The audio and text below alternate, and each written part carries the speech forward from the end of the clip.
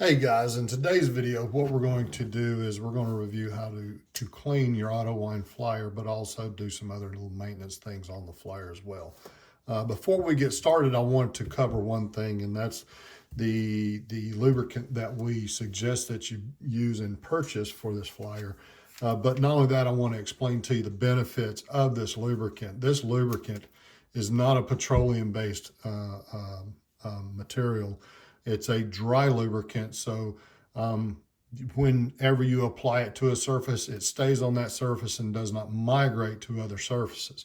I used to be a fan of other silicone-based lubricants that work really well, but the problem that I'd always had is over time, they would tend to migrate from the orifice area, like on some spinners that just have a steel orifice that rides in a ring or in a cradle or something of that nature, gets messy, and then it migrates to my fiber. And nobody wants to get, oil on their fiber. It becomes a mess. So can't say enough about this stuff. I use it, or everybody in the shop uses this for just about everything that we do, as far as spinning and also other household things. So that's what I have to say about that. Now let's go ahead and move on to the flyer here. The flyer, you'll notice here that we have some pretty wide channels in the back and on the top, but what we suggest that you do is keep this area clean. We have some spinners that spin, every day for production.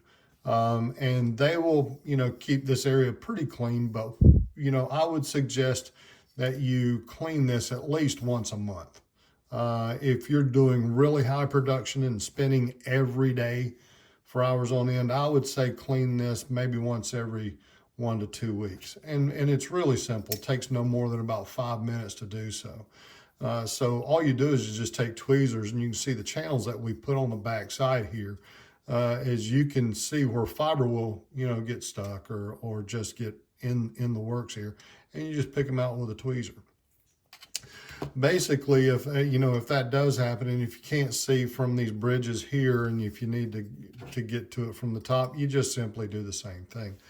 The thing that I do suggest is do not pry against your casing here on your worm drive. No need to do that. Shouldn't have to do that. Just simply remove the fiber with your tweezers. Now moving on to a deep cleaning of this area here. If you get fiber in here by mistake or something happens and it gets wrapped up pretty tight, then there is another way that you can actually get to your worm drive here. And basically there's a set screw in this area here. And what I'm going to do is I'm going to turn this on until we see that set screw, and we're going to want to stop it in this window.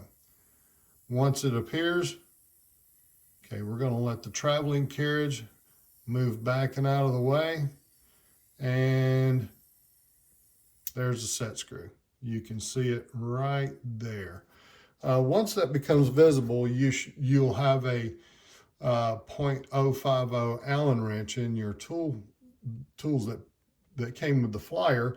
You simply just put it in the set screw and you loosen it.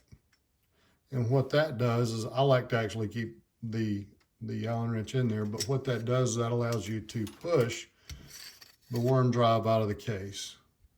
Once it's out, then you can really get in there and clean it out really easily.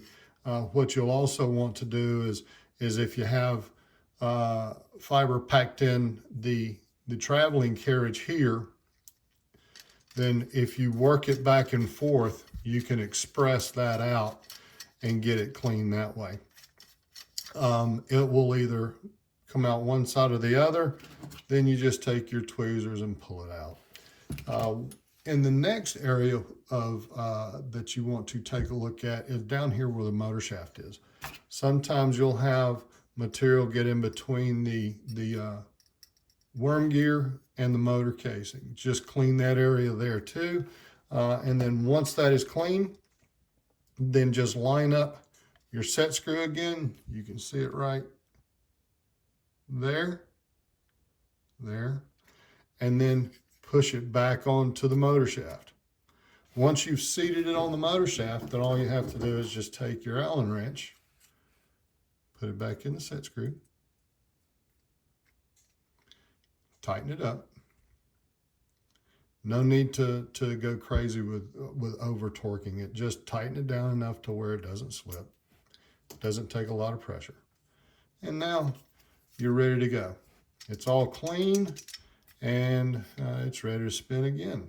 Now, what I wanted to cover, moving on to the battery tube. In the older systems that we had, you can see the battery spring here, you know, is nice and healthy and long, and you can see the batteries in there.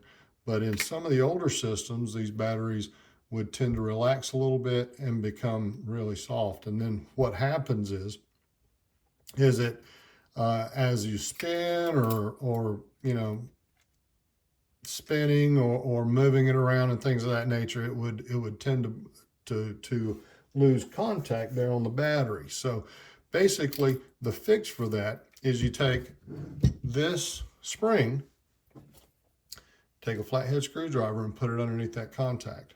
And then you just take the spring and you pull it. Give it a good generous stretch. You can't really stretch it too much. You see how long it is now. And then what that'll do is that'll increase the pressure by a generous amount. And then you put it back in and you're ready to go again. So I hope this video was good information for you. And I do hope you guys enjoy your spinning. If you have any questions, please reach out and give us a call. Take care. Have a good day. Bye-bye.